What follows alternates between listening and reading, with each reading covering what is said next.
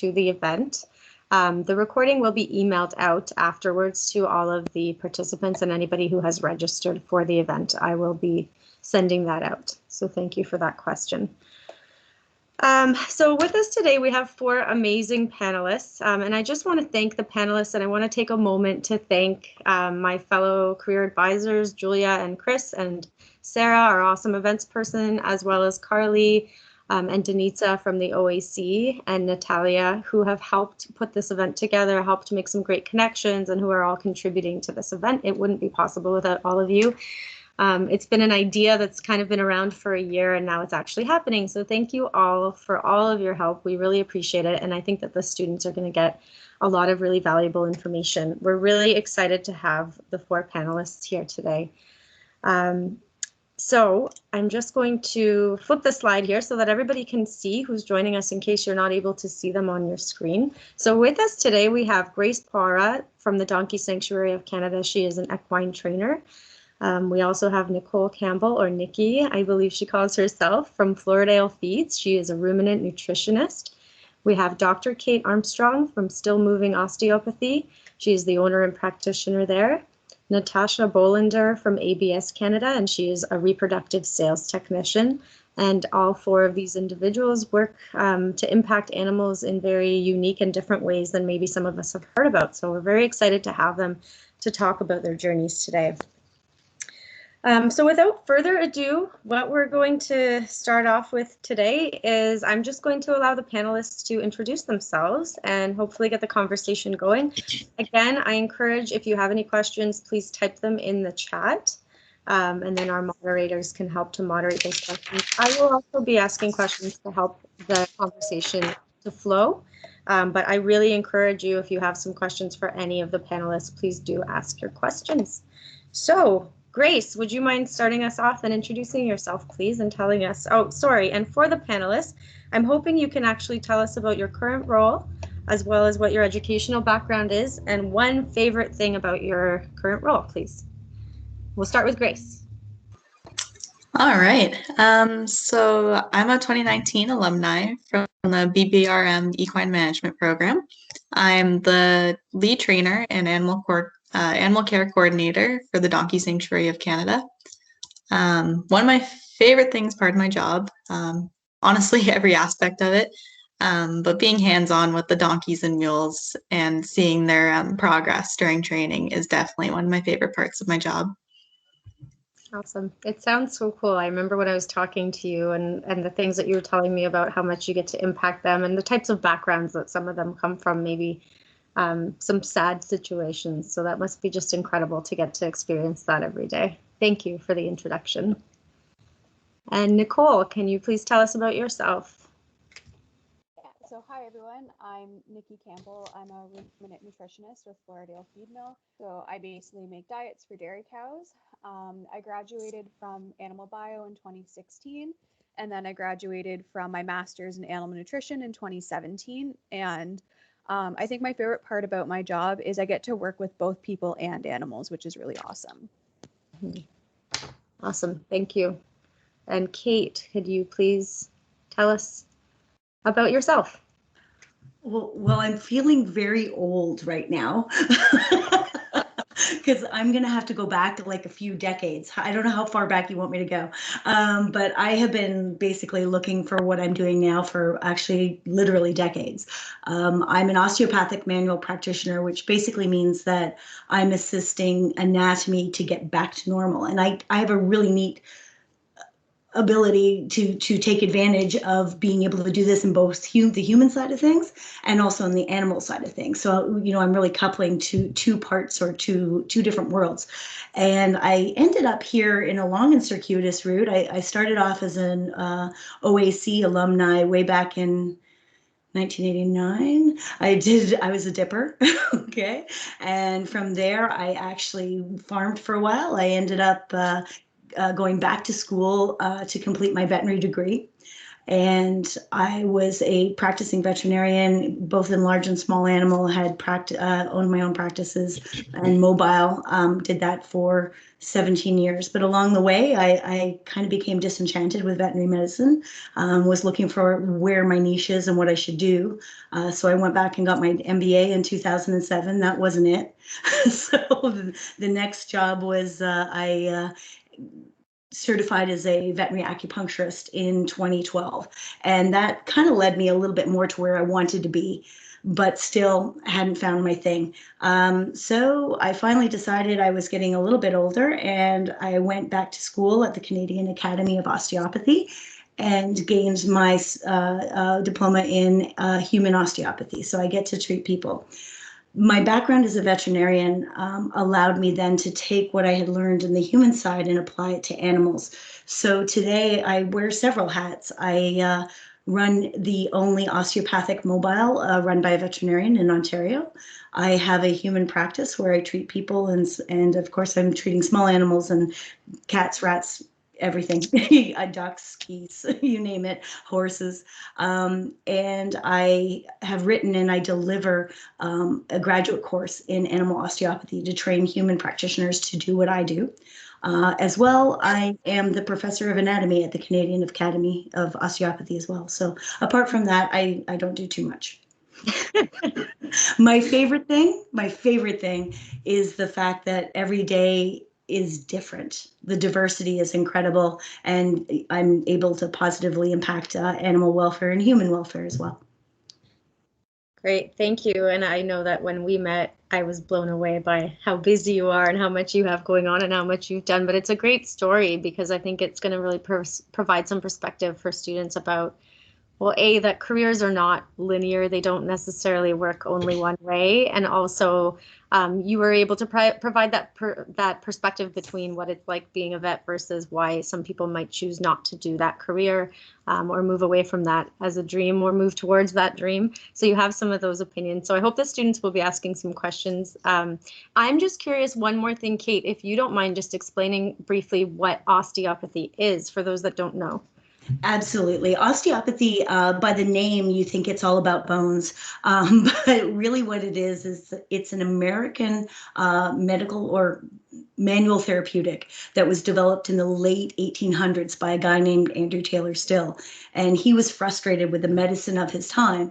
And through his own practice, he recognized that when anatomy was dysfunctional, meaning a rib was out or a muscle didn't move or blood didn't flow or a nerve wasn't functioning, that disease would follow, or that the ability to heal from disease would be impaired. And so he came up with this whole modality to help restore form and function. And we really saw the height of osteopathy, funny enough, during the Spanish flu epidemic in the early 1900s, where the mortality rate in the American hospitals for Spanish flu was like 80%. And the survival rate in the osteopathic hospitals of the day was 80%. So there was some definite, he was onto something, let's put it this way. Osteopathy kind of died down. You'll see it being used as a really big modality in Europe, and it's still somewhat practiced the same as it was originally in America. But it's seeing a big resurgence in Canada. And if you took some of the technical applications of massage with chiropractic and you kind of put them together, but there were no sudden snaps and everything was really gentle and smooth, that's kind of what osteopathy feels like, both for the animals and for the humans. Thank you. I appreciate you making that last connection for us. I think that resonates for most of us. I think we're more familiar with massage and chiropractic, so it's nice for you to kind of put those together and compare that for us. Thank you, Kayte. And I would love it, Natasha, if you could introduce yourself and what it is that you do and your favorite thing about your job and also your educational background, please, for everybody. Yeah, I just want to say that was super cool, even as a panelist, just to hear about your job. So I think everyone can agree that's really cool. But I'm Natasha. I did not graduate that long ago. I only graduated in April, so I was a 2020 grad. Graduating during a pandemic was definitely interesting, but hey, we keep moving forward, and that's what we do. So I work for ABS Global as a reproductive sales technician. And I really love my job just because I get to work around cows every day and also deal with their the farmers and the customers that I get to talk to. And that definitely, just the connections that you make in the industry has been really unique. Awesome. Thank you, Natasha. And one question that I wanted to start off actually was with you, Natasha, about how do you see your role actually impacting animal well-being and animal health with regards to the animals that you work with? Because I think that a lot of the students I meet, they want to be it seems like they want to work directly, kind of more hands-on with animals as much as possible, and B, everybody seems to be very interested, obviously, if they love animals, and impacting animal well-being and welfare. So I know that when I met with you, I didn't fully understand all of the ways that you go about doing your job, and it all sounded very fascinating. So I'd love it if you can kind of explain a little bit more about how that works and how that impacts the animal. Yeah, for sure. So I would say that my job gets kind of broken into two parts. So there's the genetic advising, and then there's the actual reproductive services. So from a genetic standpoint, we're looking to build cows better. And how can we do that without taking into their genetic profile, either reducing calving size to make ease on the cows easier, or even just from the standpoint of reducing twinning rates in the genetic herd. And then from the reproductive side, sometimes, I'm not sure who on this call knows how cows are bred, but through artificial insemination, it's a lot easier to breed a cow versus having a bull mount the cow, and potential injuries occur from that. Obviously, if you have one of your best producing cows in your herd go down because of an injury from a bull, and you have to take her out of the herd, you're losing profit as a farmer, but you're also losing the animal welfare for that animal. So just by doing artificial insemination, we've been able to reduce a lot of the safety aspects behind it, but also improve genetics on a genetic standpoint. And just curious, are you involved in the actual artificial insemination part of the job? Like physically doing that piece? Yeah. Okay, very interesting. Thank you for sharing that. I'm curious, just to, since we were the last ones talking, I'm going to start with you. And I know that Kayte kind of already talked about this, but I think a big question that a lot of students probably are wondering, because as I said, I have a lot of students come to me and say, you know, I thought that I was going to go to vet school, or maybe like that's the only thing I know that is dealing with animals. What else is there? So Natasha, if you could just end by speaking to, have you ever considered that path? And if so, what changed your mind, or why haven't you considered that path? Yeah, I think as a kid, everyone always sees this vet role as the one that's always portrayed in either a book or a movie or just real life on the farm. When an animal is sick, you have the vet come out, or when you have to take your dog to the vet, you go to the vet. You don't necessarily consult your nutritionist or your hoof trimmer or whatever that might be. So that's always the career that's always been just focused on and talked about.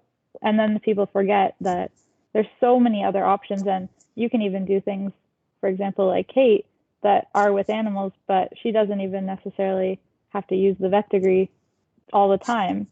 And so I think it's been really interesting, because I think as a kid, I for sure thought of it. And then as I progressed through high school and university, my passions changed, and I realized I had more of an interest in the reproductive side of animals. And how did you come to find out that you didn't need to be a vet to do that? So I grew up on a small hobby farm at home, and we've bred purebred dogs and horses for as long as I can remember, and it's running, like, our family has also done it. So then when I got to university, I actually learned how to breed chickens and turkeys through a course at Guelph. And I enjoyed doing the reproductive side of it just because I've always been around genetics. But personally, I knew chickens and turkeys weren't for me. And I had worked at home for one of my neighbors on his dairy farm, and my other neighbor had a beef farm. And I just always enjoyed working with the cattle a lot more. So then I figured, well, why not give cattle genetics a try? If I can breed chickens, turkeys, horses, and dogs, what about cows? So that's just kind of how it all came about. Why not? Yeah. Okay. Yeah. Thank you very much for that. And Nikki, I'm wondering if you can chime in on that point and where kind of your thoughts, have they ever crossed that career, or why did you decide to go this route? And how did you find out about this route? Yeah, I think similar to Natasha, I also kind of grew up thinking, oh, that's kind of the only career option out there for me. And I got to university and kind of realized, oh, that's not really what I want and it's not for me. And I'm sure a few students can kind of relate to going to school and not knowing what you want to do and the panic that comes with not knowing where you want to go. And I started taking some nutrition courses and just absolutely loved it. So that's kind of how I got into the nutrition side of things. And I've just always really loved cows. So becoming a dairy nutritionist just kind of came with that. And that's kind of how I got into the career that I'm currently in. Nice. So basically through coursework, you kind of discovered this passion, right? And you really became interested in it. Yes. Yeah. Awesome. Okay. Thank you. And Grace, how about you? Yeah, so I mean, I briefly considered being a vet when I was younger, but I really knew I did not want to stay in school for that long. But I worked with horses basically all my life, and I really enjoyed it. I never could have dreamed to have been in this position because being in the horse world, there's no money with horses. So never mind being a trainer. But I really did happen upon this position when I was looking for a full-time job coming out of school. And I love how the fact that I'm able to help train the animals to behave better for the vets, because I understand how challenging being a vet is. Never mind trying to find a vein, but finding that on a horse that's rearing up or not reacting as positively as you would like them to. So being on the training behavioral aspect of it, I find it really rewarding to be able to help the vets with that. Awesome. Thank you for that. I'm wondering now if we can have each of you talk a little bit to the most challenging aspect of your job so far, either just most challenging or what was most challenging starting out, if that doesn't apply to you now. I'm just looking at my screen. I'm going to start with Natasha just because you're on my far right, and yeah, we'll start there. Yeah, I think starting out, the most challenging thing is it's a very technical skill to learn how to breed cattle. It's definitely harder than other animals. And then just understanding all the genetics behind it, sometimes still even now can go over my head just because things are changing and evolving so quickly, it seems, with new technologies. But I would say, yeah, just getting used to interacting with customers and handling all the cattle that we'll see in a day, as well as just picking up the skills. But now that I've obviously gotten the hang of it, it's a lot easier and it's very rewarding to just work with the customers. Awesome. Thank you for that. And Kayte, what about you? What do you find to be the greatest challenge in your current role? Well, I think it's a challenge I keep experiencing, and there's certainly based on my history or my intro, I've been changing what I do, over time, right? So I've had, like I said, a few more decades working at different things, but that willingness to be able to recognize that you're not in the right pathway for yourself, and then taking the chance of restarting, that little period of restarting is really terrifying for everyone.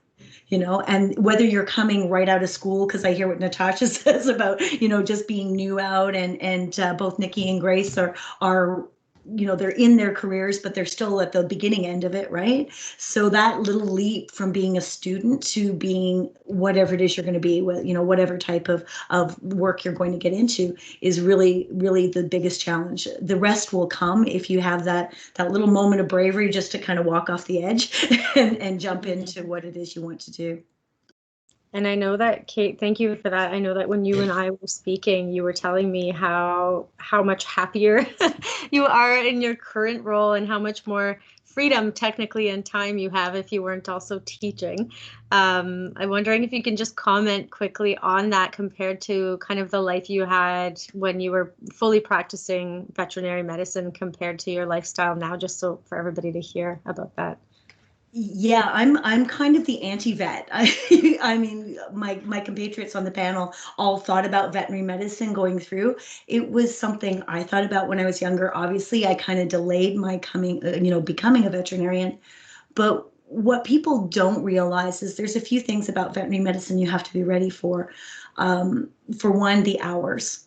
I worked on average, I was working probably close to 3,200 hours per year because of on-call, because of my role as a mixed animal practitioner. Now I work 800. So I have a much better quality of life balance. Stress levels went from here to here. Unfortunately, veterinary medicine has become, we've managed to bump the dentists on the mental health list as far as number of suicides in our industry. The relationship with the public is not what it was when I graduated, 2 decades ago, over 2 decades ago. So, people have changed, the culture has changed, and veterinary medicine is not all that rosy sometimes. Unfortunately, for many veterinarians, unless you choose to become an owner, there's a very big glass ceiling on your income compared to what you spent on your education. So there's a bit of a mismatch there. And I think the other thing that I would look at is you get into this profession, whatever, with veterinary medicine, you get into it because you want to help animals and because that's, kind of your passion. You don't spend as much time with the animals as you think you might as you think you might. There's a lot of paper pushing, a lot of directing auxiliaries and other people, a lot of client interaction. So most of your interactions with animals end in something sharp. So they're not always enjoying your interactions the way you'd like them to, because very rarely are you called out just to see an animal for a social visit. It's usually because there's something going on. But I have to say, Grace, thank you, because I really appreciate the work that trainers do, because they've saved my bacon a number of times with horses. So thank you for being there. Okay. But yeah, veterinary medicine gets a little bit glorified, and it's not always as fantastic as movies, books, and television make it out to be.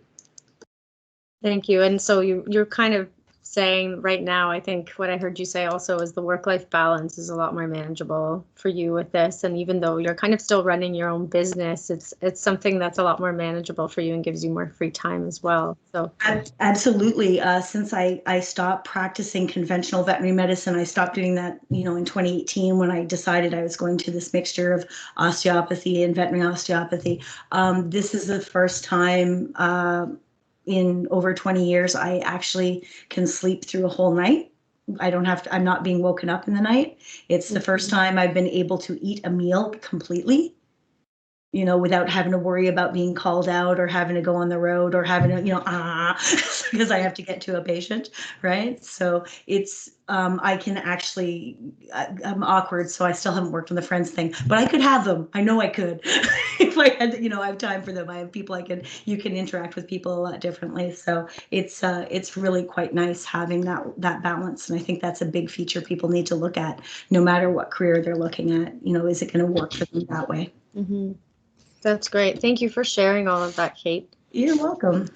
And I don't think we've had a chance yet to hear from Nikki or Grace. So I'm going to start with Nikki about what is your greatest challenge or obstacle, or what was your greatest challenge or obstacle when you started, if that's easier for you to answer, whichever one you'd like.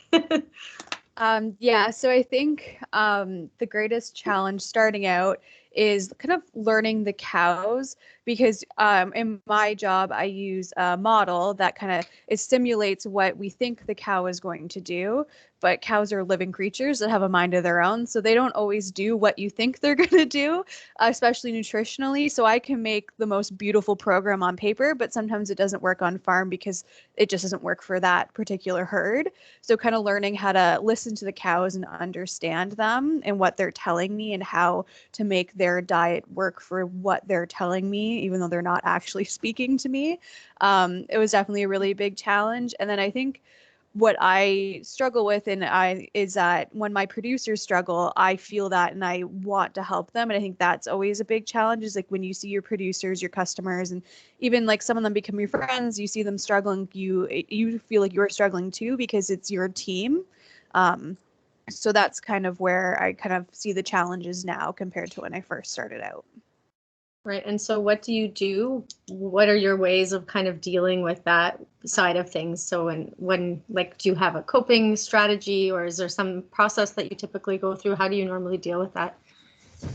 Yeah, so today, for example, I had a couple herds that were having some challenges. So I actually went to 2 herd healths. So myself and our sales rep and the vet actually will all meet on farm, and we'll kind of work as a team to discuss what the vet's seeing health-wise, what I'm seeing nutrition-wise, and discuss things that way. I do things called, it's a TMR shaker box. So basically I take the feed and put it in this shaker, and that also tells me a lot of information about what's going on inside the rumen. So there's a lot of different kind of tests and tools that I can use to troubleshoot problems. And then I'll speak with the producer to see what I found, what we can tweak, what's reasonable for them, what's not reasonable, and kind of work to develop a strategy. And it's more of an ongoing thing. So we'll make slight changes and I'll check in again. Was that working? Was that not working? Okay, let's change things this way, or let's keep it. So it's definitely very dynamic and evolving process, not just here's your solution, I'll see you in 6 months. Mm-hmm. It's, I could be talking to someone every day until we sort something out, or just checking in with them. It's definitely very communication based. Yeah. And I was just going to say that. So it's all about constant collaboration and communication and at least that kind of helps you feel like, I'm at least working towards coming up with a solution and I'm being active in this, right? So yes. Yeah. And I think it helps you get to know your customers too, and kind of build that personal relationship. So then you can understand what's going to work on one farm isn't necessarily going to work on another farm. So it's never like a one size fits all solution, which is what makes my job exciting, is that every day is different. Every farm is different. So that's what I really enjoy. Mm-hmm. Thank you. I'm going to ask Grace to answer the same question, but before I do, I just want to remind everybody that's participating today, if you have questions that you wanted to ask of the panelists, please start to use the chat feature and type your questions. And then hopefully soon I can jump to your questions instead of hogging the whole conversation. I do have questions prepared, but I want all of you to get as much out of this as you can. So please feel free to have your questions into the chat, and we do have moderators watching that so we can address as many questions as we can.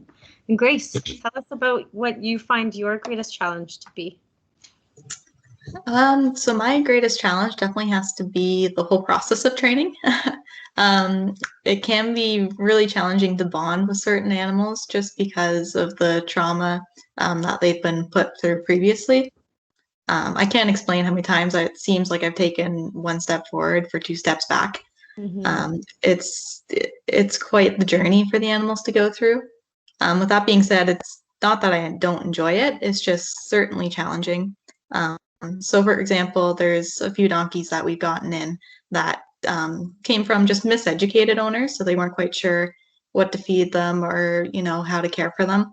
So it can be challenging to bond with an animal that, for instance, just doesn't like being touched. How do you teach them that being touched is a reward? It's a good feeling. Or even just accepting treats. They're just so nervous that they don't want to take them from you. So that's certainly a challenge. It just takes a lot of patience and time to get through, though. Right. Yeah, that would be challenging. And I live near the donkey sanctuary and we visited, and I know that I've heard quite a few stories and tales about some of the donkeys that come in, and they do seem to come from not the greatest circumstances sometimes, right? So I could see how that would be sad, but it's great to have people like you in that role and helping them to be better and learn that life can be better for them as well. So you're doing some great stuff there for sure. Thank you for that. I see we have some questions coming in. I'm just going to take a break for 1 second just to see if I think that Julia and Chris were telling me that you would keep an eye out if there were any kind of themes, or should I just jump in? I'm just going to see what's here. I want to give all of the students, as I said, an opportunity to ask questions. So let me see what we have.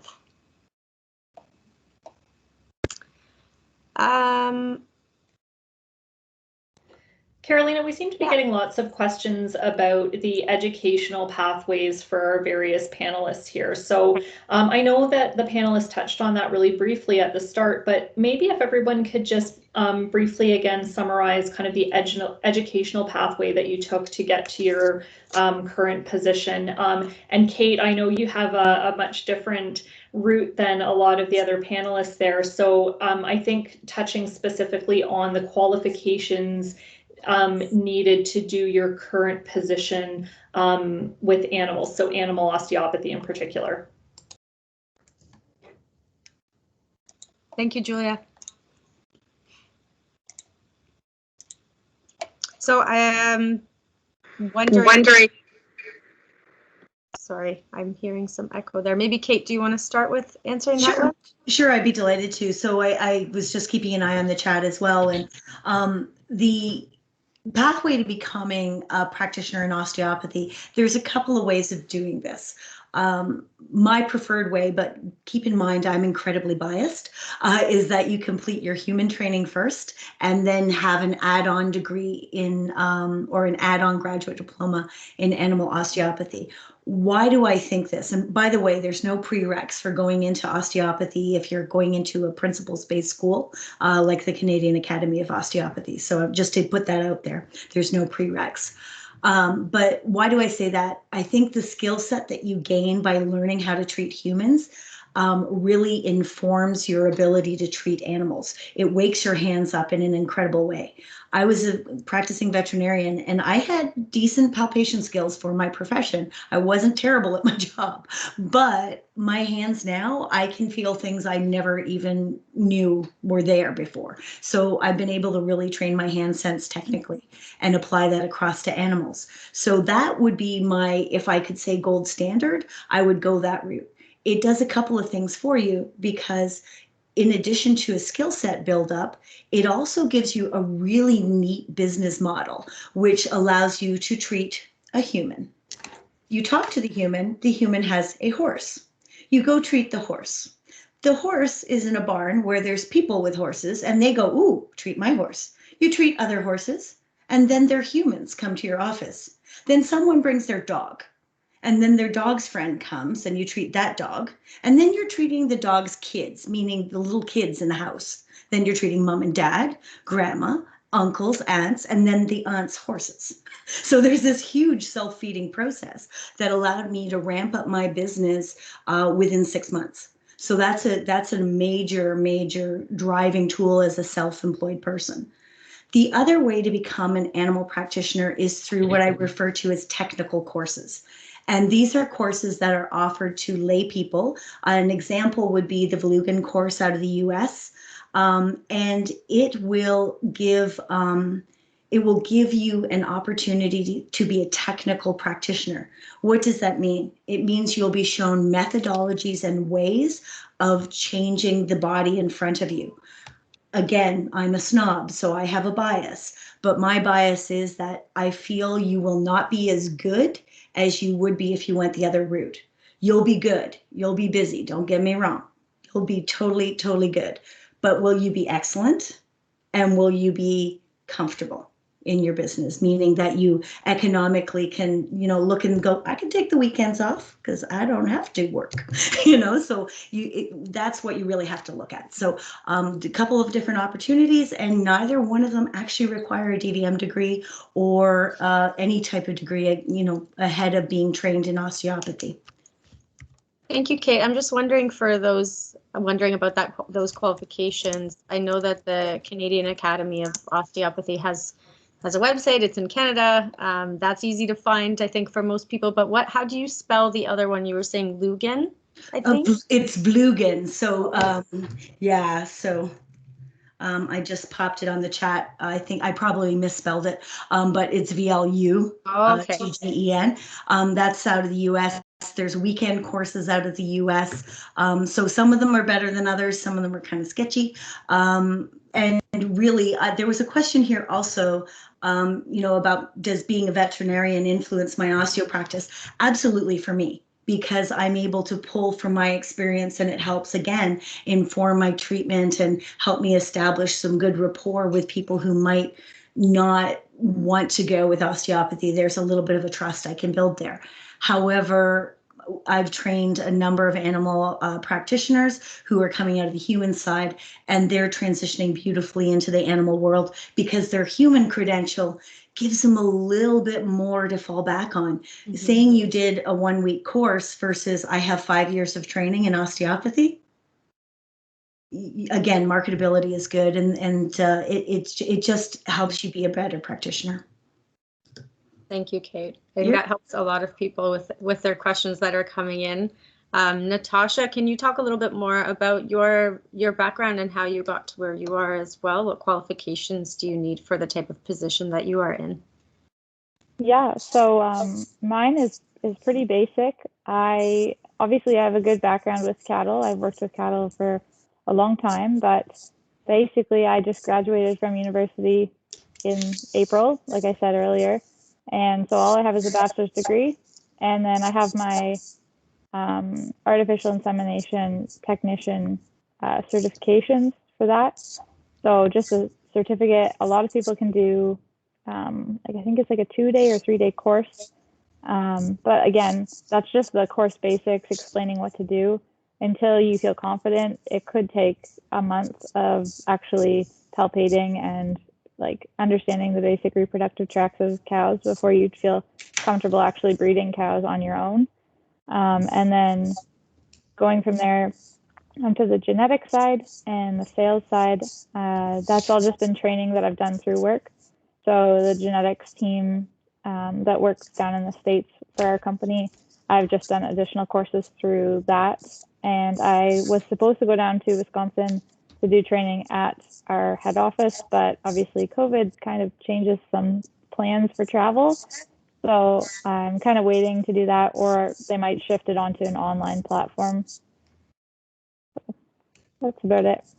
Great, and thank you. And that training that you mentioned, that's a certificate. Was that something that your employer connected you with and paid for? Is that something you had to do on your own before you could get hired?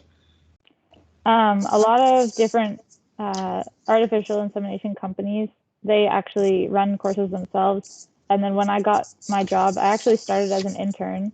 So I didn't start into my role until I graduated, but I was an intern the year before, and they paid to have me learn the course through them. But other companies also offer the course. Okay, great, thank you for providing that background. Nikki, can you speak a little bit more to what you needed to get the job that you're currently in? Yeah, absolutely. So I did my undergrad in animal biology, and I did a minor in nutrition and nutraceutical sciences. That wasn't required. I just really liked nutrition and wanted to take as many courses as I could, and that was a really great way to do it. I then did my master's through the ANSI as well in animal nutrition.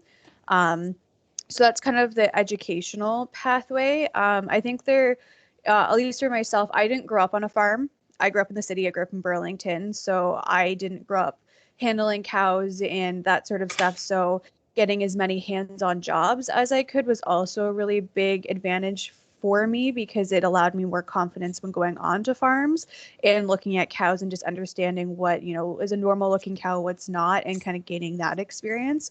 So I would also encourage students in their summer positions, if, they think they might want to work with dairy cows, for example, to try and find an on-farm job or go through a MAFRA or something like that to see if they can't find experience that way. It also kind of helps them to be like, okay, well, I like this side, genetics, for example, I really enjoy that, or you know what, I really enjoyed, doing the feeding aspect, maybe I'll look at nutrition. And I think that's kind of a really big aspect that kind of helped me as well. Okay, thank you. Somebody had written, did you do a course-based or a thesis-based? That somebody's just clarifying. Yeah, so I did a course-based master's, so it's a year, and then during the summer, so it's 2 semesters of coursework, and then during the summer I did my research project and I took an extra course because I was really interested in the dairy welfare course that Guelph had to offer. Okay, thank you. I apologize, Julia, I think you had your hand up and then you put it down. I didn't know if you had something to say or share. Yeah, Yeah, just while Nikki is talking, there was another question here asking the nutritional models you are working with, are you part of designing and developing them, or are they provided to you by a team of programmers? So they're provided to us. You can definitely, like, if that's something you're more interested in the modeling side, there are jobs that way. Well, one of the big ones that's used in nutrition is developed in the United States. There's a lot of other Canadian ones too. Every company kind of uses different ones. It's just kind of their personal preference. There is a course, I believe, in your master's that you can kind of learn how to work with and make those nutritional models as well. So that's also a kind of a neat opportunity if it's something that you're interested in. This person clearly knows a lot about the field of animal nutrition already with that type of a question being asked, because I wouldn't know to ask that question that you just had. So thank you to the person who asked that. Kayte, you have something to add? Yeah, I was just kind of glancing over on the side here at questions that are popping up, and there's a couple that just kind of came up that I wanted to clarify on, if that's okay. Sure. And the one question came from Alexandria about asking about how many years of training it takes to do osteopathy. So if you were going to go what I would call a gold standard route, it's 4 years continuous training to be a human practitioner. So there's no breaks from beginning to end. You just have 4 years right through, and then a 1 year modified attendance. So it's a spread out over a year, basically, the animal course, the animal graduate diploma. The reason being, it gives you a chance to actually get out there and practice what you're doing, and meaning on the human side, build your business, make some money, yet still be able to complete the animal side. Varying courses, if you take a technique-based course, technical application course, it could be anything from weeks to 3, 4, or 5 months. So it just depends. And most of the technique-based courses are only for one animal species. So you either learn to do horses or you learn to do small animal. You don't learn to do like everything. And I cover basically 11 species when I'm teaching my course. So, and the other question, if I might, is coming from Shadi about being an animal osteo without a veterinary degree. That's a really good question, and it hits on a bit of a problem for people who want to work in hands-on animal modalities outside of what you are seeing from my fellow panelists. So this is where I'm starting to talk about osteopathy, even pulsed electric magnetic flow therapy, or whether you want to do any kind of hands-on with animals from a healing perspective. Technically, up until recently, all of these modalities, especially if you were doing them in exchange for money, constitute veterinary medicine. So they're 100% illegal. You could be charged with practicing veterinary medicine without a license. However, and please listen to the however, so don't take that first part and run home with it. The however is important. The however is that the College of Veterinarians of Ontario, who actually are going to be the ones who will charge you with practicing veterinary medicine without a license, has recognized that in human medicine, humans have an ability to seek complementary or alternative low-risk therapies, meaning physio, meaning massage, meaning osteo. So all of these things have been recognized in the human side. And it's untenable, which means that the CVO really knows they don't have a leg to stand on if they took you to court for practicing veterinary medicine, for performing massage on a horse, or for performing osteopathy. So they know now that these things are low risk. They don't really need veterinary intervention. And so they have backed off on that in an official policy statement, which means it opens up an entire region of practice that is both legal and safe for people to enter into, ways to help animals that aren't going to cause them to step on toes of the veterinary medical profession. Please keep in mind, though, that every single province is going to have a different take on this issue. So you really need to know what the veterinary governing body of each province has to say about alternative or complementary care before you want to embark in launching a business, because you potentially could get yourself into a little bit of a legal bind. Is it likely? not unless you hurt somebody, but you need to be aware that that's a risk factor. In Ontario, it's pretty good. Yeah, thank you for sharing that, Kayte. I remember, I think you told me that you were the one that kind of lobbied them to make those changes, right? I'm not sure if you mentioned that. I apologize if you mentioned it to the group now and I missed it, but Yeah. so thank you on behalf of anyone interested in these modalities for doing that as well. Yeah, thank you. Grace, I know we didn't get to have you. I'm just sorry, Nikki, I see your hand coming up. I just wanted to give Grace a chance to say to the group what she found helped her get her job, and then happy to jump back to you, Nikki, as well. Yeah, so for me, my employer, they required you to have a university degree. But what certainly is an asset would be working alongside different trainers within the equine community. That's something I did between my university semesters. Something that I really kind of pushed me towards the training as a career was definitely working at a breeding farm and helping break their 3-year-olds. That was a really cool experience for me to have.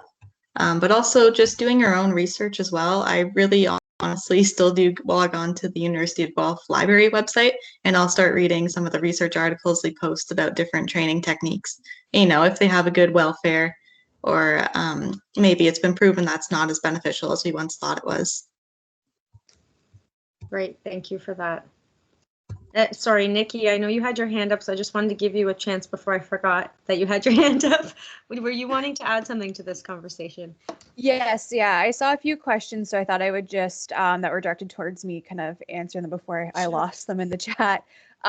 So one person had asked, you definitely don't need a minor to be a nutritionist. I was just a bit of a keener and I loved nutrition. So I just wanted to take as many courses as I could, and that allowed me to do that. I'd recommend, if you are interested, to talk to your course advisor, because they'll be able to help make sure that you're meeting the requirements for both your major and your minor, because it can get a little bit complicated tracking it, or at least I found it a little bit complicated tracking it. So they were very helpful that way. I did my master's animal specific. So I did mine in dairy cows, and I focused specifically on dairy calves. And most of the people that I went to school with during my master's, they also seemed to have an animal focus, whether that was wildlife focusing on cheetahs or, swine or something like that. So if you're trying to figure out which animal that you like and you aren't sure, I'd say working on farms is a really great way to figure that out, because the hands-on experience will kind of tell you if you really like that animal or not. I think that's kind of the best way to do it. And then I would say, it was a medium amount of difficulty finding a job after graduation. There definitely is a demand for nutritionists. And so I wouldn't say that it's easy or hard. It's kind of just one of those niche pockets that not everybody knows that it's a career. So you can look on like the Canon, emailing different companies is another great way to do it. And your professors, especially if you are taking nutrition courses, they'll know lots of people within the industry as well, and they can probably help direct you, or even if you wanted to sit down with them to have a conversation, that can also be really helpful. Great, thank you. And just related to that, I did see a question in the chat about where are some of the places that all of the panelists would recommend for job search for students interested in some of these career paths that you hold. I had a follow-up piece to that I just thought of in my head and it escaped me. So for now, let's go with that. Where else would you recommend for job search to students for careers such as the ones that you have? I'm going to start with Kayte, just because you're in front of me right now. All right. Well, my role is a little bit odd. So there isn't exactly a huge number of people advertising for osteopathic practitioners in the animal world. I am involved in getting an association built for Canada. So that'll hopefully be an opportunity to connect across province with practitioners who are currently in the field who might need additional help. We connect through our human osteopathic side, so that does help promote us a little bit as well. But really, most osteopathic practitioners are entrepreneurs. They're self-employed. So it's really, if you want to be your own boss, it's a really good opportunity. I'm curious, Kayte, if you can add, this is what was in my head that I just remembered. Are there particular associations or groups or organizations that you're a member of or that you subscribe to or anything like that, where that might be a helpful way to meet others in your field, but also possibly get some job leads out of? Yeah, that's as an entrepreneur, those associations that are not distinctly related to your profession, meaning osteopathy, become really helpful. And to be honest, the bulk of the population I treat is equine. I mean, like I said, if you've ever heard of Esther the Wonder Pig, there's my famous plug. She's, I get to treat her now and again. But so I get lots of species, but horses are the biggest by far. So Equine Canada, the Ontario Equine Association, all of those types of things are fantastic. Connecting with people like Grace is really helpful. Sanctuaries, that type of thing, letting them know you're in the area and what type of job you do. Connecting with people like Nikki and Natasha are really helpful as well, because they're out and about meeting other people in the agricultural population. So just be creative and connect with people in your community who have any job that relates to animals, and you'd be surprised at where you can end up. I love that last statement you just made, because I think that applies for a lot of different careers, not just animal careers, any careers. Connect with people and you will find out about interesting opportunities. That's something that we, I maybe didn't word that in the most eloquent way, but really that's something that we preach as career advisors all the time, is how much just making connections, getting out there and just asking questions can really lead to opportunities. And I just want to add, I'm happy to connect to the four of you then in that case, if this is helpful to all of you as well. So that makes me happy because you're really helping me by being here. So happy to help you as well. Just looking for the other panelists, if anyone else has anything to add. I know that was very specific a little bit to osteopathy. So what about the other panelists? Where else would you recommend? Is there anything unique or different that you would recommend for students, for places to look for work with regards to animals or the types of jobs that you hold? Grace, maybe if you want to chime in first, if you have something to add. I don't really have too much to add. What Kayte said was great, but personally, I found my job on Indeed. So even just the normal job searching websites, you can find them there. I find a lot of connection actually in those Facebook groups as well, all the Weird Horse Ontario connection groups. It's amazing what kind of jobs you'll stumble upon there, or opportunities, or even connections. I've met a lot of interesting people off of there and other trainers, and I've taken away a bit of their training techniques as well. So like you mentioned before, honestly, just connecting with different people and you'll be surprised what you do come across. Mm-hmm. Thank you for that. Thank you for reiterating that as well. Nikki or Natasha, do you have anything to add to that part of the conversation with regards to where to job search, where to find opportunities? Yeah, I would agree. Ag Careers is also really good as well as Indeed and those sorts of things. And then I guess in terms of nutrition, something else I had just thought of was maybe if you know you want to be a dairy nutritionist, but you aren't able to find a dairy nutritionist job, but you can find a swine nutritionist job, for example, don't be afraid to try out different species. It might not be where you want to end up in your career, but you will learn so much, even just about, the formulation software and stuff. It'll give you invaluable knowledge on different aspects of nutrition as well. So that's kind of another thing, is don't be afraid to take jobs that maybe don't seem like they're where you want to go in that direct line, because sometimes they kind of take you in a strange but wonderful path that ends up being better than what you thought it would be. Awesome. Thank you for that. Does Natasha, I think we already heard, no, we didn't hear from Natasha yet, did we? Do you have anything to add to that? I was just going to say that, yeah, I found my job kind of changed because I started as an intern, but I found my internship through Indeed, and then just working through the company as an intern after my summer with them, they said, well, if you're interested, we always could probably hire someone on when you're done school if you would potentially want to come back. And I was like, well, of course, I really enjoyed my internship. So I think making those good connections with people, they definitely last as much as people say they do. It's not just something we all tell people to make good connections. But yeah, that's what I would probably say. Awesome, thank you. And shameless plug for all the students that aren't aware, we do have regular workshops in our department about networking and making connections and how to do it, because I think that's the big mystery. People are like, oh yeah, that sounds great. I have no idea how to go about doing this. So not to take over this conversation, but just to let everybody know that there's lots of support here from the career advising team around that topic, if any of you would like to talk about it with any of us later on. So I'm just wondering, Julia, if you see any other kind of common threads or questions that we haven't addressed yet that keep coming up. Yeah, there was one really interesting question from Rosalind, actually, and she's asking for Natasha and Nicole a bit more of a personal question. As women in agriculture, what are some of the biggest challenges you face? Thank you for representing us so well. So I love that one. Awesome.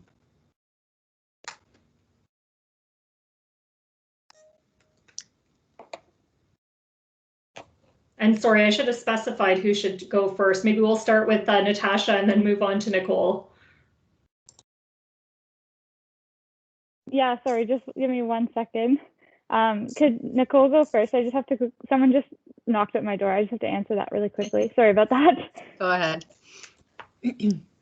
Yeah, for sure. I think it's a really great opportunity to be a woman in agriculture. I think that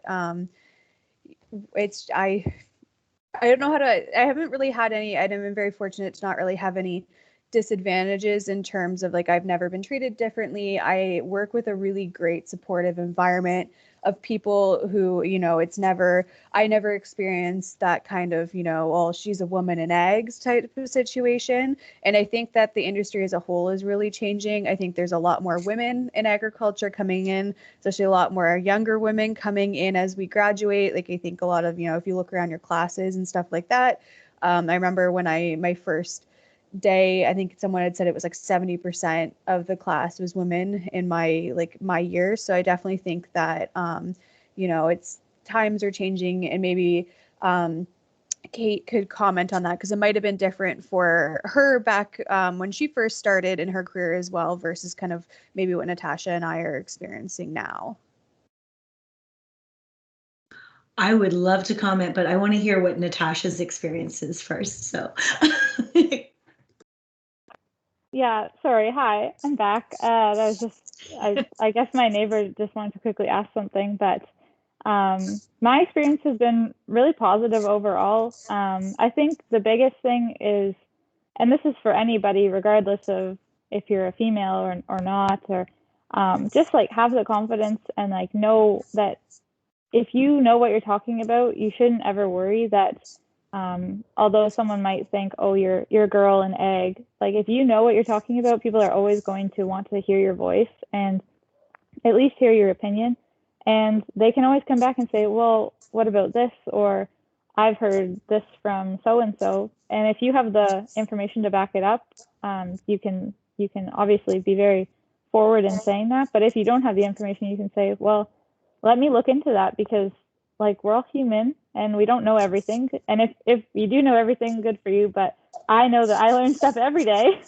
And I think I know a good amount about my own job, but it's always great to hear other people's opinions and also have them listen to yours.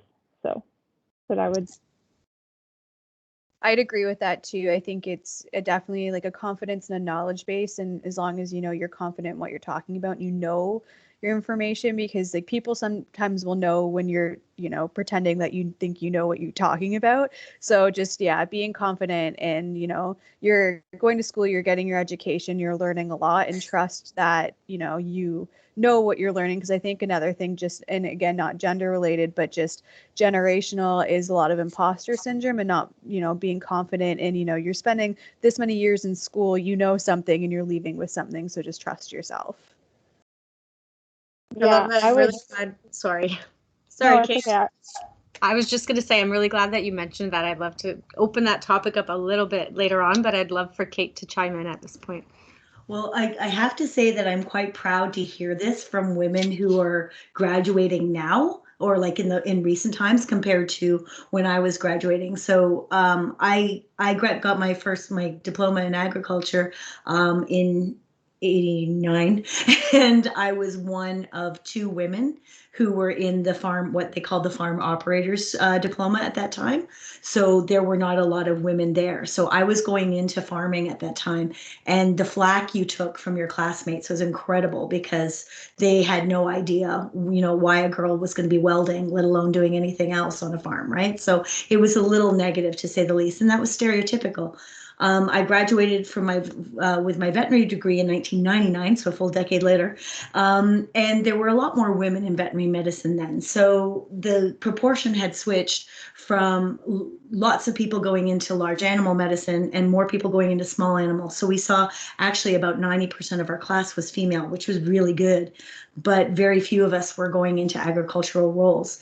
When I graduated, I was working with nothing but cattle, and it was an uphill battle. I was working in an area of European immigrants combined with the Mennonite population. And it was just sometimes really tough to go in and be, looking at a cow, knowing you had to do a calving and you knew exactly what you were doing and you're perfectly capable and able to do it, and yet have somebody questioning everything you did every single step of the way. So you had to work about 10 times harder than the guys did in order to be okay. And if anything went wrong, it wasn't because the case was hard or because the disease process was too far advanced or because the situation was less than ideal. It was because of your gender. So it was a constant battle for probably the first 3 years. After that, things got better because they realized you weren't going anywhere, and you'd been out there enough times that the confidence grew. But the comments that Nikki and Natasha made are really important when you're faced with gender issues or any kind of discrimination. I think it goes beyond gender, and that is just be good at what you do and be confident in what you know, because if you can do that, you have one up on that discriminatory behavior. You can either confront that head on, and sometimes that's what you need to do. Other times you just have to shut them up by being fantastic, right? And knowing what you're doing. And that, like I said, that goes a long, long way. So hats off to both of you ladies. Yeah, thank you very much for your comments on that. I think too, like on the flip side, we mentioned imposter syndrome, and I just wanted to briefly touch base on that again, because on the flip side, we might be good at what we do, but we don't necessarily always believe we're doing our best or doing as good as we should be doing, right? I know I'm definitely guilty of that myself, and I know that we've had this conversation with a lot of our colleagues. I don't know if and I think that it's important to acknowledge this in front of all the people that are here today, that it's completely normal to think, maybe I didn't do good enough, maybe I'm not doing well enough. I'm just wondering if any of you wanted to chime in on how you kind of deal with that. Do you deal with that, and how do you help yourself kind of get through feelings like that? Especially, I think, being new grads, maybe that can happen sometimes too when you're just starting out in the field and working with more experienced professionals. I don't know if Nikki or Natasha want to chime in and just say anything about that. Natasha, do you want to go first, just to make it easier? Yeah, like I've definitely been faced with it because, and I actually just talked to, we did some interviews yesterday and I helped out with that. And talking with them, they asked one piece of advice from me, and I said, honestly, even if you did everything in this role perfectly, at the end of the day, there's another person, quote unquote, involved, which is the cow. And if they want to do something the way they're going to do it, it still won't work out, even if you did everything right. And you just have to understand that you have to be able to accept that not everything will work out exactly as you plan it. And as much as you want to create a plan, you also have to be ready to change the plan at any moment and roll with that as well. And I think just being able to adapt, and I think Nikki touched on it earlier about she can make a diet for any cow, but the cow at the end of the day is going to decide whether or not that diet's going to work on the farm. And I think that's a really big speaking point to just agriculture in general. Thank you for that. I'm just kind of trying to write down your quote and I didn't manage to write it all down, but I love that you said, just as you want to create a plan and follow it, you have to be ready to change any moment as well. Something along those lines is what you said. That's, again, a big piece that we try to get across as career advisors, just in general about people trying to plan their careers. It kind of goes, it kind of applies to the overall career planning job search process as well for anybody looking at any career or any pathway. Just that, you can have a plan and that's great. It's good to know kind of where you want to go and what steps you need to take to get there, but be prepared to kind of that things don't always work out as planned either, and be prepared to deal with that and accept that that's okay. So I love that you said that, not to take away from the imposter syndrome conversation. Nikki or Grace, I'm just curious if you had anything to add on that. Maybe I'll start with Nikki because I can see you. Yeah, no, I think it's very common. I feel it. I've had many conversations with my friends that are also working in agriculture who also feel that way. And I think it's one of those things where I kind of, if I'm looking at a problem, I kind of talk through that problem with myself and kind of like bounce ideas off myself when I'm looking or facing a problem. But I think it's also, being confident in what you know, but being able, like Natasha said, to be like, you know what, I don't know this, and that's okay too. And I constantly remind myself, to err is human. It's okay to make mistakes. If you aren't making mistakes and learning from them, then, you're facing a bigger problem. So I think it's kind of just a combination of that, of reminding yourself that, there's always opportunities to learn and improve, but you don't have to be perfect. No one's perfect. Everyone makes mistakes. And it's just about, evolving as both a professional and a person kind of throughout your career and your lifetime. Yeah. It's all a learning process as you go. Every day on the job is a new day, right? You're always learning. Natasha, you had something to add.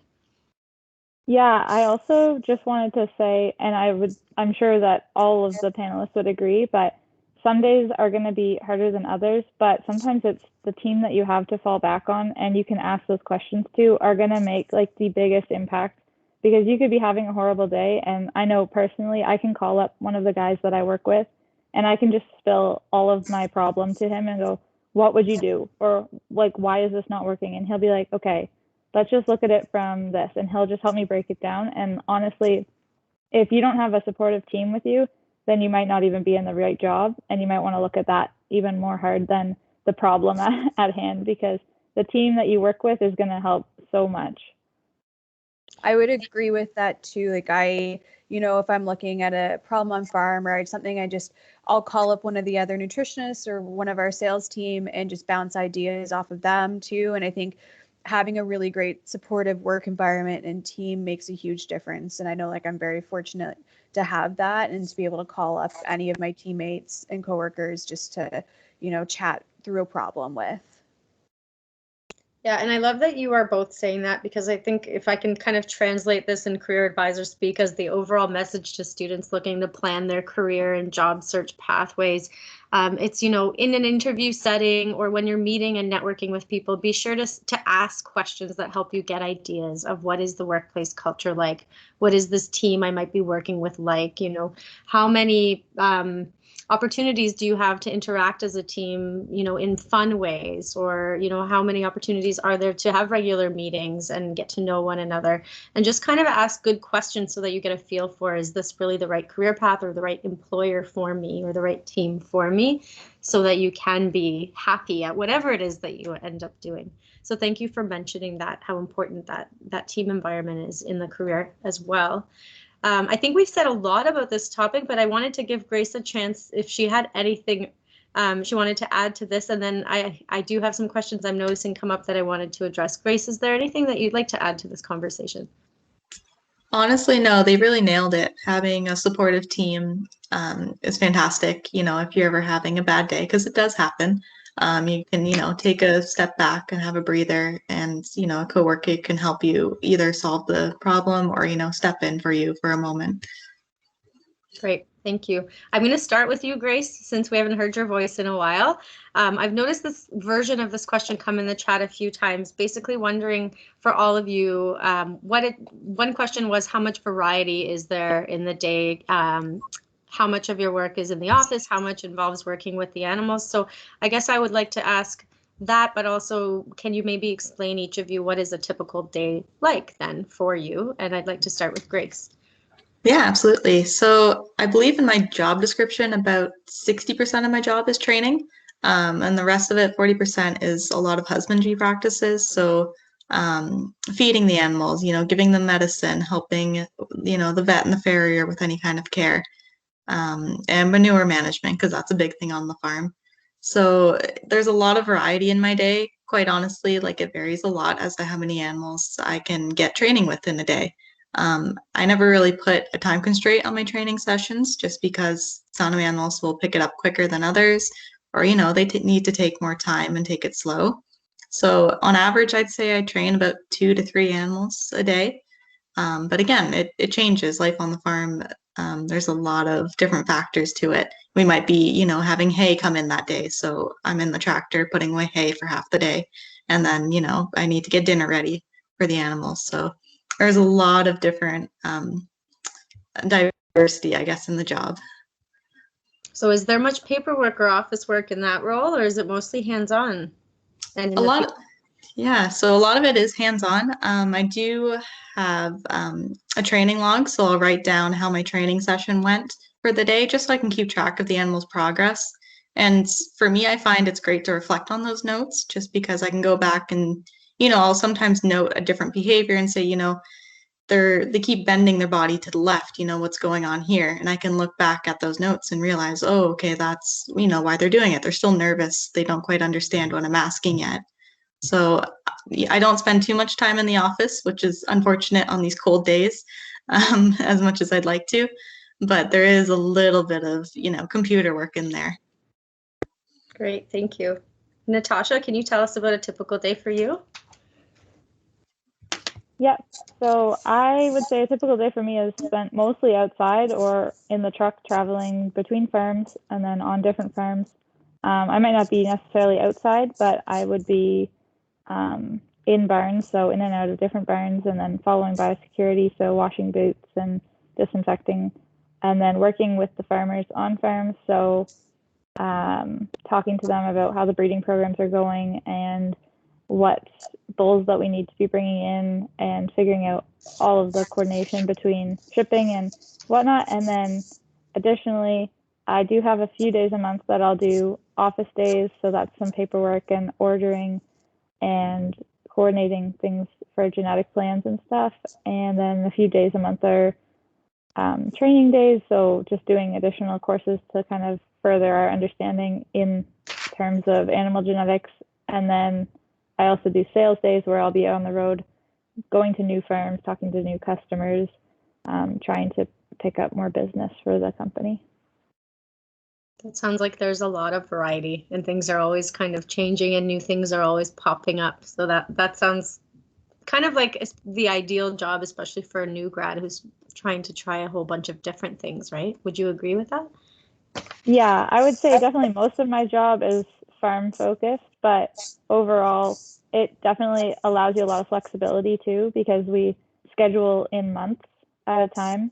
So you can kind of plan out your whole month ahead of time and kind of figure out, oh, if I have a meeting or I have this panel to be at, well, then I can just schedule an office day then and not have to worry about being late or missing it or getting locked in a barn like the first time we chatted. Oh, yes, I remember that. Yeah. Awesome, thank you. Kayte, can you tell us about a typical day in your role?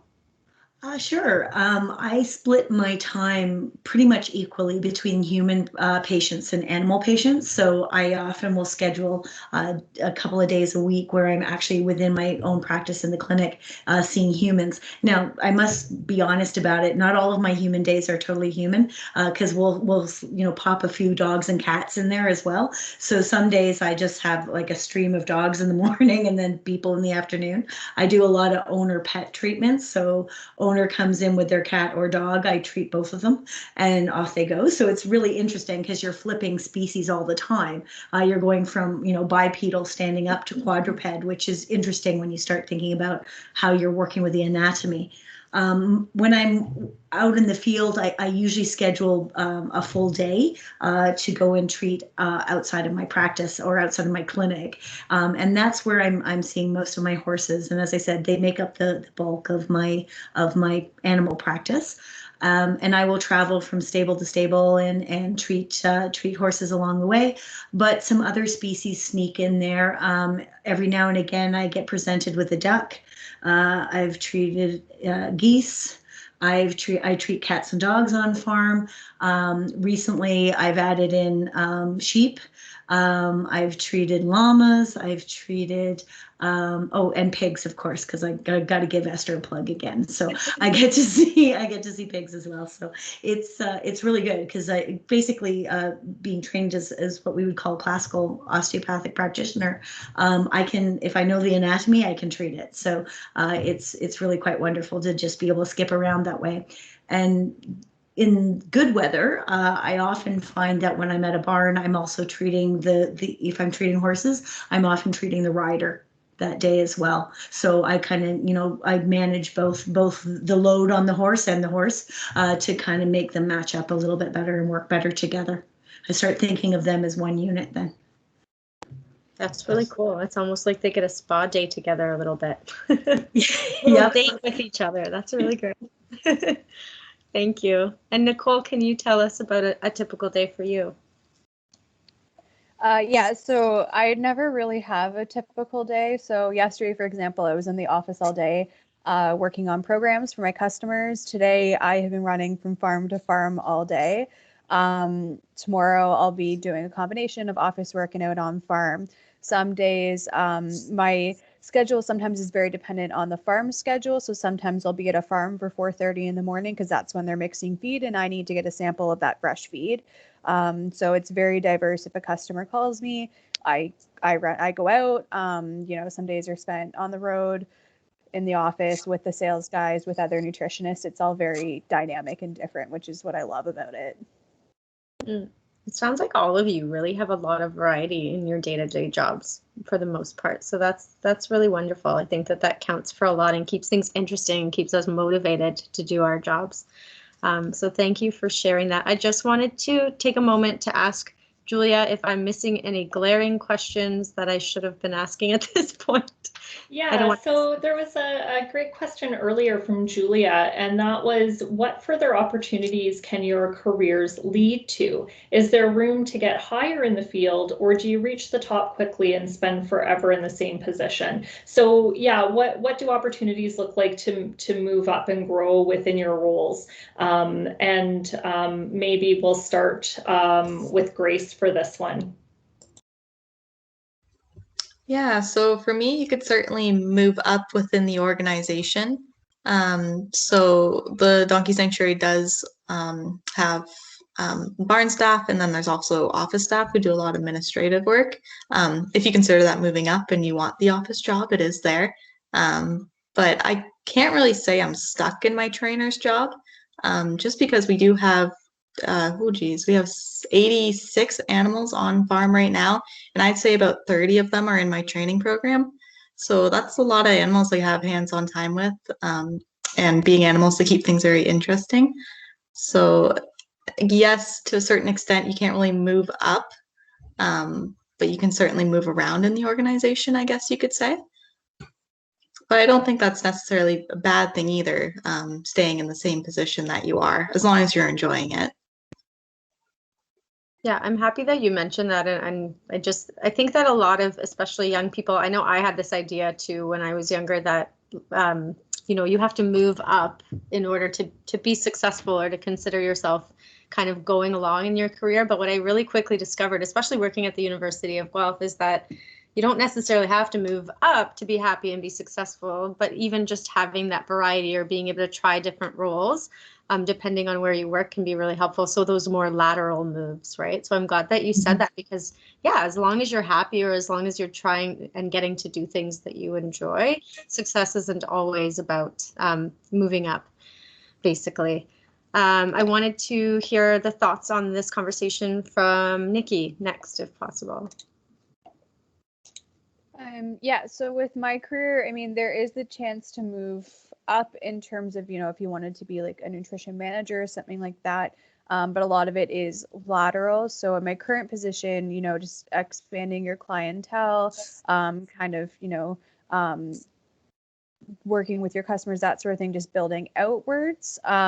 So I work predominantly with a lot of the Mennonite community. So I work obviously with dairy cows, but I do some horse nutrition for them as well. And I know some of our other nutritionists might do, if they have some sheep or some goats on farm, they'll also do that as well. And we also have sheep and goat specialists. At my previous job, I actually started out as a nutritionist, but then expanded laterally to a HACCP coordinator, and then I also expanded laterally to swine sales, which I had known nothing about pigs when I had started that. So I would say don't undervalue the lateral growth as much as you think that you need to kind of move up the ladder. Moving outward also is really beneficial and really enjoyable and fulfilling as well. Great, thank you. And Natasha, do you have something to add about that? Yeah, I would say like my job, it can be very like was talked about earlier with Grace. Like you can obviously stay as just a reproductive technician for a while. When I started just as a intern and part-time like AI tech, and then I've shifted my role into doing some more sales to increase like clientele, and then just recently I started helping out with all the hiring processes just because it was kind of something that interested me, and I was happy to help because we were a little bit short-staffed at the time. So I said, well, I mean, I have free time. I'd be happy to just learn something else about the business. And so I think that's a big thing is if you want to stay in your position, like obviously don't feel pressured that you need to always go up, but also if you want to learn something else, just ask and reach out before trying to look for some other job, because you can always move up in a company in some way. It just might not be necessarily a promotion. It might just be learning new skill sets that could benefit. Yeah, and I love that you said that because those new skill sets could eventually help you land a different job, right? When you do decide that the time has come for you to move on, as when you're starting out somewhere, as long as you ask, sometimes there's multiple opportunities to get involved in other areas. I know I did that when I was starting out. I actually worked for an agricultural energy provider, so that's my ag experience for you. And it was a small company in Guelph, and I used to just say, well, I'm interested in this, I'm interested in that. Can I help in these areas when I have some free time? Because I wanted to build my resume as much as I could. So I love that you're saying that, because I think it's important to know that just because your job title says X doesn't mean that you can't try other things and learn other things while you're there. So thank you for that. Kayte, do you have, what would you say could be next for you? Oh Lord, I hope I've landed where I need to be. I hope I've landed. But it's interesting to hear everyone talking about what they consider, moving up. And I love the fact that they're not necessarily equating, going vertically, but these lateral shifts. And you have to define what you mean by moving up. And I'm approaching this really from my profession, which right now is essentially entrepreneurial based, right? I'm a lone practitioner, so I'm driving my own business. I'm not relying on a company to provide moving up opportunities for me. So I classify it as one of two things. If I'm going to call moving up making more cash, I can do that. I just have to go out a little bit more and take a few more patients and work a little more. And that might be how I want to define moving up. If I want to define moving up as as my other panelists, participants are defining it, which is learning new skill sets and making these lateral shifts, there's plenty of opportunity in osteopathy. I've gone from being a human practitioner to being an animal practitioner. I teach. So I've got this opportunity to be participative in education, and graduates of the animal program are coming back now and assisting with education of the next role of the next group, helping with laboratories and things of that nature. You know, participating in continuing education, meeting other people and making different connections, trying to figure out where osteopathy might be able to help in other industries or other avenues. So there's lots of opportunity. And again, that's talking from an entrepreneurial side as well, because I don't have a company structure where someone else is going to say, oh, you know, would you like this promotion? And this is the baggage that comes with it, you know, the good and the bad. So as a sole practitioner, you don't have any limits if you're willing to try, you know, anything under the sun. Mm. Yeah. And might I answer a question that Emma asked? I just noticed, because it's kind of in my past, or in my bailiwick, and that is the question of animal physiotherapy. Animal physiotherapy is alive and well in Ontario. Up until recently, it was very much limited to veterinary practice, meaning veterinarians. It shifted into the role of veterinary technicians. Okay, so veterinary technicians are often the ones who are becoming animal physiotherapists. We are also seeing human physiotherapists taking an animal physiotherapy certification and being able to work in that industry. So what I'm seeing is a real shift away from it's only veterinarians to other people with qualifications, i.e. veterinary or physiotherapy, being able to further qualify and get into physiotherapy. The biggest courses and certifications that I know of require that you have a veterinary technical degree or diploma first before you go on to physiotherapy, but that may change in the future. So that's where I see things at the moment. Thank you for answering that question. That's very interesting. There's a question here also for Natasha. Would you say having a master's in the area of reproduction is helpful for finding jobs, or is it not necessary? Does it give you the option of working in a higher up position, have a better salary, or is it not necessarily worth it? So personally, I don't have my master's, and looking at all the people that work within the company that I work closely with, actually my boss didn't even go to college. He graduated out of high school, and he just started breeding cows because he had grown up on a farm and he had that background experience. And now he runs the company for all of Canada. So he does that without even having a college degree. Now, obviously, things have kind of changed in terms of the number of people getting degrees and whatnot. But I think if you're willing to take on the skill sets, if you're working with a company, a lot of the time you can move up within the company without even having to go and do post-secondary. And a lot of the time, if you do need the post-secondary, they'll be very supportive and help finance that as well. For example, I know a friend that started a nutrition job, but she doesn't have a master's. She had worked for them for a summer and they liked her, so they wanted to do the training with her for themselves, and now she works for them. So I don't think a master's is always necessary in terms of moving up to get a higher position, but you can definitely use it sometimes for an advantage. Thank you for answering that. I think that's a very popular question that we get as career advisors, and a lot of students we see will tend to say, well, I don't really know what to do next, so I'm going to continue on with school and get my master's degree. And we often like to ask, okay, but why? And do you need it? And do you really have the time and money for it? And not to say that masters are not important, because there are certainly fields where you do absolutely need it. But, you know, it's important that individuals are asking those questions of exactly like the person did today, right? So ask the people who do the jobs and try to do some research on, do you actually need this education right now? Because that's the other piece, is that could change down the road depending on where you're at or where you start working and what you discover you might want to move on to do. Sometimes we don't even really know what that end goal is or that next goal is until we start working somewhere and kind of say, oh, that looks cool, I think I want to do that next. And then we might go back and pursue that education. So I think it's important to address that. You know, it's a great credential to have, but do you always need it is something that you definitely need to do some more research on. There's a question that came in. Could any of you touch on any positions involving wildlife that you know of? I know, Kate, you mentioned sometimes you see ducks. So yeah, I'll let you start. Your hand is up. Yeah. So first and foremost, most of the animals I see are domesticated. So they're domestic ducks, domestic geese. But Christopher's question about wildlife opens up a whole interesting realm of possibilities.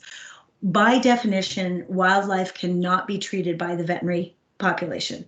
So as a DVM, I am not allowed to treat wildlife beyond immediate needs, which means relieving suffering, whether it means I'm going to give a medication to keep them going and get them to a rehab, or whether I'm going to elect humane euthanasia due to degree of damage or injury to the animal. So in order to work in the wildlife industry, you need actual special certification, and this does not always require a veterinary degree. There are a large number of people working in wildlife sanctuaries and rehabilitation who have either a BSc, or quite frankly, they don't always have a BSc, or they may have a zoo degree, or they may have an ag degree, they might have a BA, and they've gone on to do a certification in wildlife rehabilitation and management. And this is an amazing opportunity. The one that comes to mind for me right now is Turtle Sanctuary, where they're investigating ways of getting turtles rehabbed and back out off the road to the side of the road where they're safer, right, and reproducing. So there, and same with birds. There's rehabilitation sites for birds.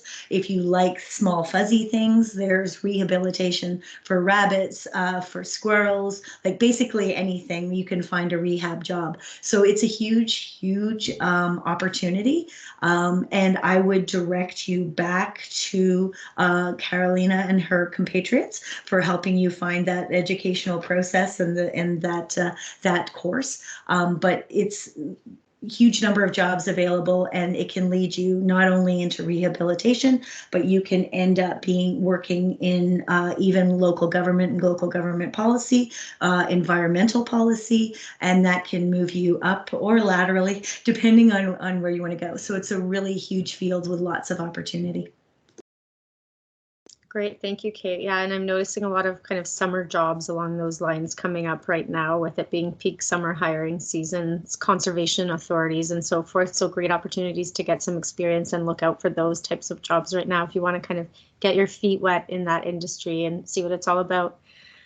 So thank you for that. Nikki, I think you had your hand up for that and then it went down. Do you have something to add? Or Yes, yeah. So it's not my personal career experience, but one of my really good friends actually she went to university and then did a secondary degree through a college. And it's not necessarily wildlife conservation, but she does she does environmental surveys where she's looking for endangered species and the numbers of different species and things like that within an environment. So she gets to do kind of some cool stuff that way.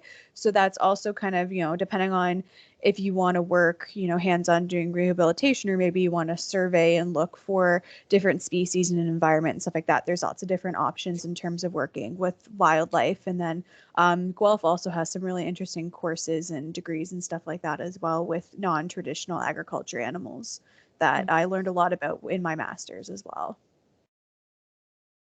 Awesome. Thank you. Thank you, everybody, for that. I wanted to take a moment just to ask a question that I don't want to miss today. With the times that we're in, I'm curious if you can address how COVID has impacted your industries, your jobs, and what you think might happen to those industries and jobs going forward, just for everybody to kind of know what trends are happening. I'm going to start with Grace because she's not on my screen, and that tells me I probably haven't heard her voice in a while. Grace, do you want to start? Yeah, COVID's been very interesting for us here at the sanctuary. The one thing that was an immediate impact is we had to suspend our volunteer program. The sanctuary was very reliant on our volunteers to help with a lot of the husbandry practices. So they helped with mucking out stalls, mucking paddocks, filling up water buckets, helping with feeding, grooming the donkeys and picking their hooves. And like I said before, there was about 86 donkeys on site. So that's quite a few animals to care for. But we've managed with COVID, we've adjusted our schedules. And like I said, in my job description, about 40% of my job would be animal husbandry, but it certainly has increased since COVID. which is fine. You know, working with animals, that's something that everybody plans to do, is care for them. So that's definitely something we've noticed, but also we've had an increase in foster farm applications as well. So the sanctuary, although we do take in a lot of donkeys from miseducated or neglect situations, we also do rehabilitate them and send them out to foster farms to care for them. So we've noticed with a lot of people now staying home and, you know, realizing that they do have space on their family farm, or, you know, they do have time to care for another animal. They're putting in applications to care for donkeys. So that's a really big positive, because the more animals that we are able to send out on foster farm, the more we're able to take in. Moving forward, I don't know, once everybody goes back to normal work, if we're going to see an influx of animals again, but that's just something we'll have to wait and see. So you're basically telling me, since I can't get a puppy anywhere, maybe I need to buy a farm and get a donkey. Okay. I'm not saying it's a bad idea. They are pretty cute. Pet ownership is impossible these days. So yeah, that doesn't surprise me to hear that at all right now. It's very popular. I think everybody's trying to find new ways to entertain their children right now. Mm-hmm. Thank you for that, Grace. Did you have something to add? No, that's it for me. Okay, and Kayte, what about you? Have you seen any different things happening, trends, or something that you anticipate happening in the future? Yeah, COVID really did impact me on both my human practice and my animal practice. With respect to the animal practice, when the initial shutdown happened last year, veterinary medicine was dialed back in a very significant way. And because I am licensed as a veterinarian, I practice under that field. That's kind of a limit for me. But it meant that I really wasn't going out and working. So I was off of animal care for 2 months.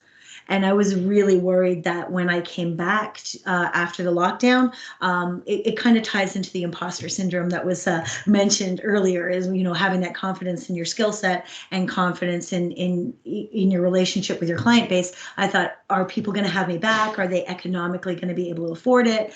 What's going to happen? Well, it just got stupid. It was so busy.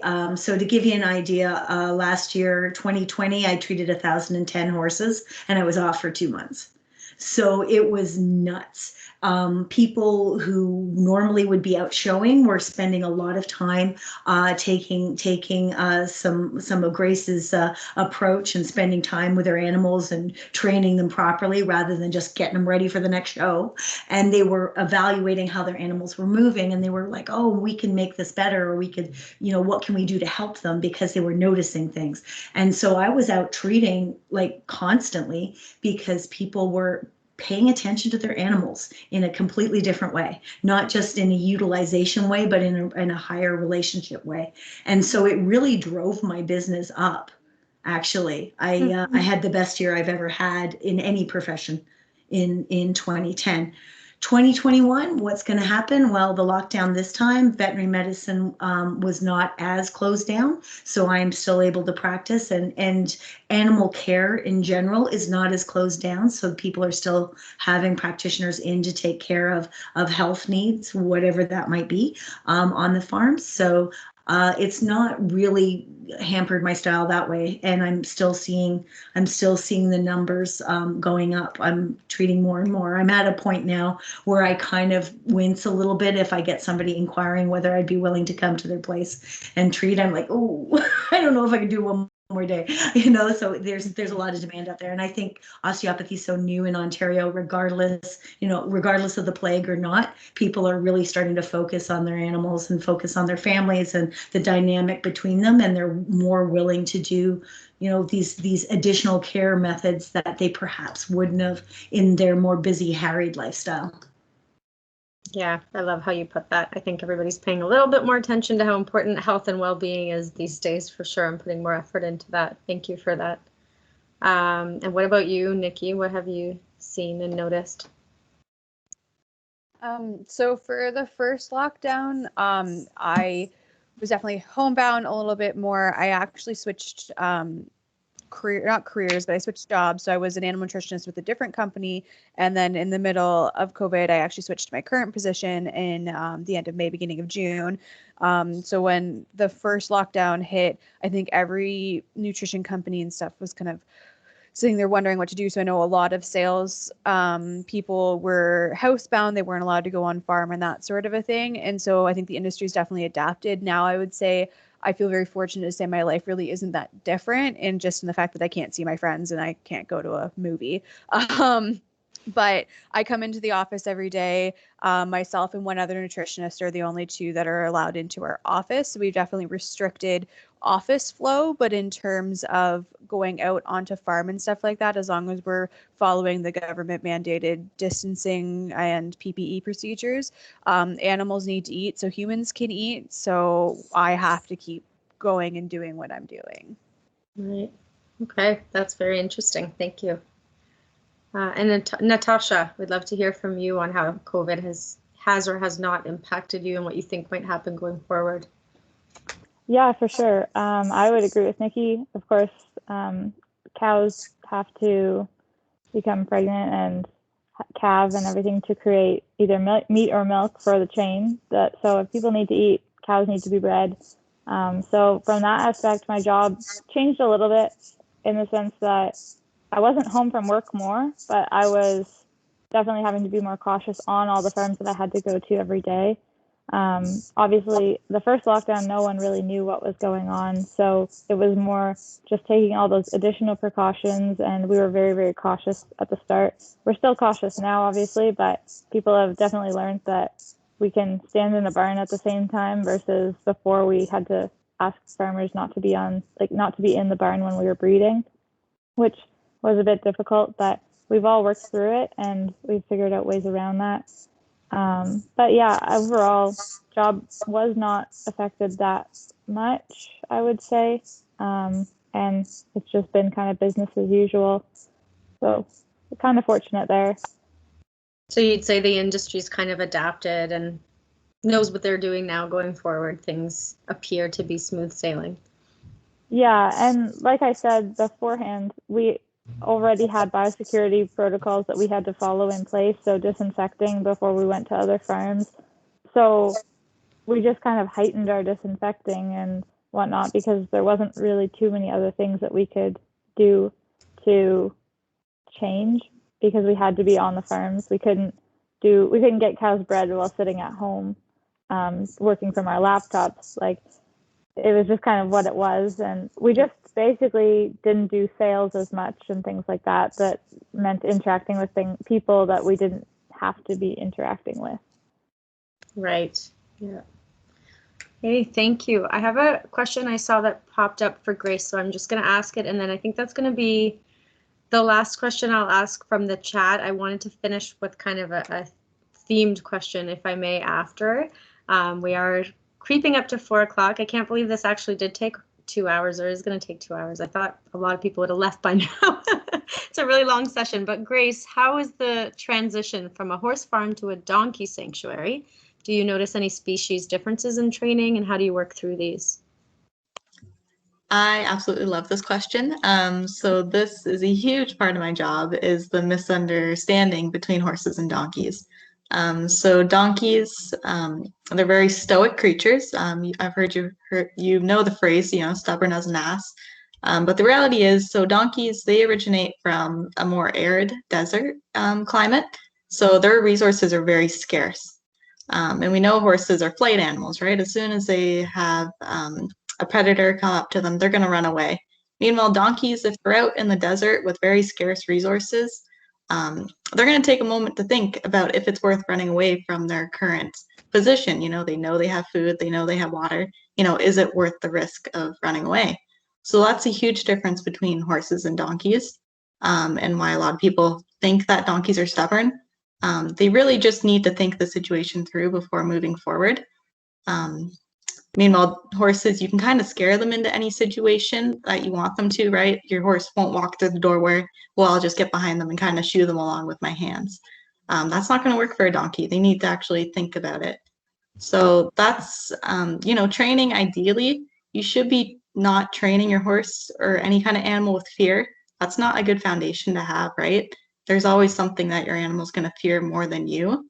So with donkeys, that's really where it comes into technique of training, is you need to make sure you have a good foundation of trust, that your donkey trusts you. You know, you're not going to lead them into a puddle of water that's, 10 feet deep. It is just, a surface puddle. It's not the end of the world.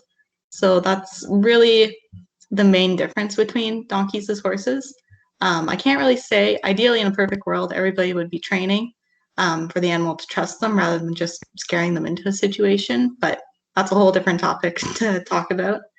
But that's the main thing I've noticed with donkeys, is it just takes a little bit more time, and that's where your patience comes in as a trainer, but it's worth the extra few moments to work through the problem. Thank you. Thank you for addressing that. So I would like to kind of finish things off to have you each give a piece of advice to all of the people here today. So if you could go back in time and kind of give yourself advice starting out in your careers, or even back to your days of schooling and university, what would you tell yourselves? Yeah, what kind of advice would you give yourselves? And I'm going to start with Nikki. I think if I was to go back to kind of my university self and give myself some advice, it would be to take a few more chances in terms of summer job opportunities. So I'll talk about my personal experience not growing up on a farm. I was very fortunate for finding some farm jobs with really great producers who were willing to stop and answer my questions and really take the time to help me learn. So that would be kind of my biggest advice for anyone who's thinking about any career, really, is like talk to your professors, take a chance on a farm job, apply for that OMAFRA position, try as many diverse summer jobs and volunteer experiences as you can. Because like Grace and Natasha said, they both kind of, Grace's job is she works a lot of volunteers, and Natasha was an intern, and you don't know where it's going to take you. So just kind of try a lot of different things. Awesome. I love that. You've already heard me with my enthusiasm about that, so I'm not going to comment too much more. Kayte, what advice would you give yourself? I think I would say probably a couple of things. One is think about what you want your life to be like rather than defining yourself by what your job is going to be. I think that would be the balance I would want myself to find. Think about how you want to live, what the ideal scene is that way, and then figure out how to get there from here. What is it you have to do to follow that pathway? What elements are things that you're not willing to give up with? I discovered, I was thinking of transitioning to a human side only, and I was going to give up animal practice, and lo and behold, I'm sucked back into animals. That's actually, it makes my day better. I feel better. My mood's better. Everything's better when I include animals. So I know I still have to do that. But I don't have to do it exclusively, and I don't have to do it in a way that fits someone else's paradigm of what I'm supposed to be doing with my life. So it's really, follow some of your dreams with caution, be sensible about it, but don't, think about how you want to live, and don't let the job define what your lifestyle is going to be. Yeah, and I think that's really, really great advice, and just wanted to point out to students that is something that is part of career advisors' roles, is that we have activities and exercises and things that we can walk you through. I think what you were referring to, for example, is your values. You have to identify what's important to you. What are some of those non-negotiable pieces of your life that no career can kind of get in the way of? And so if you're looking for some support around identifying your values or what's important, definitely seeing a career advisor could be useful to all of those in attendance today that might be still struggling with identifying that. Kayte, did you have something to add? Yeah, and it ties from what you're saying back into what Nikki said about being willing to try things. When you aren't really sure what your values are, what those non-negotiables are, try a lot of different things, because even if you don't find stuff you love, you may find stuff you hate. And that's really important too, because then I never want to do this. And that will take a whole bunch of things off your plate without any blame, shame, or regret, because you hate them. And then you can go off into something that you like, tolerate, or love, right? So you can go into the more positive end of the scale. I love it. Thank you. Natasha, what would you say? So I might get into a little bit of trouble for saying this, but I would say never let school get in the way of your education. And when I say that, I mean, don't be afraid to potentially miss a class and have to get notes from someone else. Obviously, don't miss tests or exams. I'm not saying that, but I'm saying like introductory class versus getting to go to maybe a conference or going to, obviously it's a little different right now, but a networking event or an expo where you can meet people from the industry is going to be so much more beneficial than any class you could probably ever attend. And especially since COVID, if you're getting all your lectures recorded, I think if you can make the most of having an opportunity to go out and meet someone that's a professional in an industry, even if you're interested and have questions and you can ask them directly, is going to be way more beneficial than sitting through a lecture, which you're probably going to be on your phone for, because that's what most people were doing in class anyway.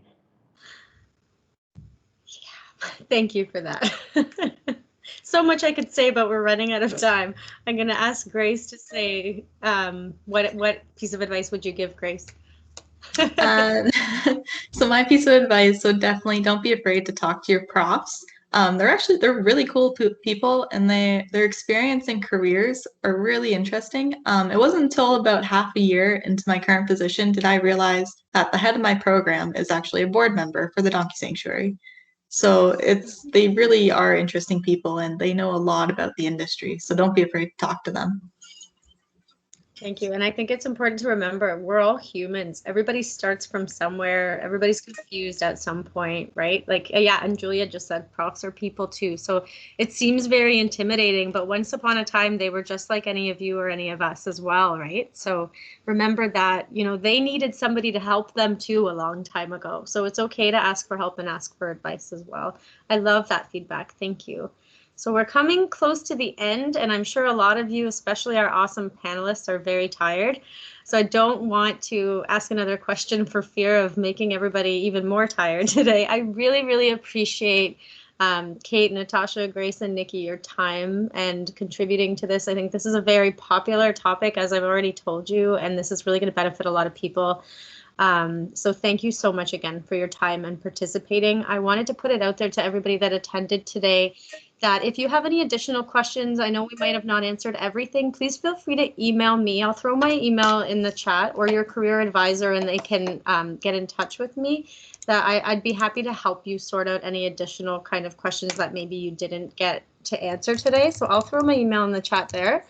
And this meeting is recorded, as I said, so I will be sharing it out with everybody who registered. Will get an email. And yeah, thank you so much to everybody. Just remember that you can see a peer helper or a career advisor for support with a lot of different topics. We have a lot of great resources about networking, which came up a lot. So please make sure you're seeking the great services that you have access to as a University of Guelph student and alumni. And Natasha wants to say something, so I'm going to stop talking. I know you had mentioned this to all of us earlier, but if anyone needed to reach out to any of us, we're also all probably willing to answer stuff too, if anyone had questions they didn't want to ask. Yeah, great. I think you've all been really great at being willing to share additional information with students. So again, I think it's easy if everybody just emails me or a career advisor, happy to help you get in touch and ask additional questions. I think that just to mitigate some of that, we're happy to help you ask any additional questions. I hope that everybody got something out of today, and I hope that we can continue this event going forward in future years. Thank you to everyone for attending. Thank you to our panelists. Trying to see if I've forgotten to say anything. I don't think so. Just stay healthy, everybody. And again, I hope you got a lot out of this, and take care. And again, thank you so much to everybody that was involved in getting this to become a reality that I know I've pestered some of you about a lot. So thank you so much, and have a great day. Take care, everybody. I'm going to stop recording now. Thank you so much for having us. It was a really great panel, and thanks to the other panelists. It's been a good day. So thank you. I wish you all lots of success and lots of health going forward. And thank you to my lovely moderators too. That was super helpful.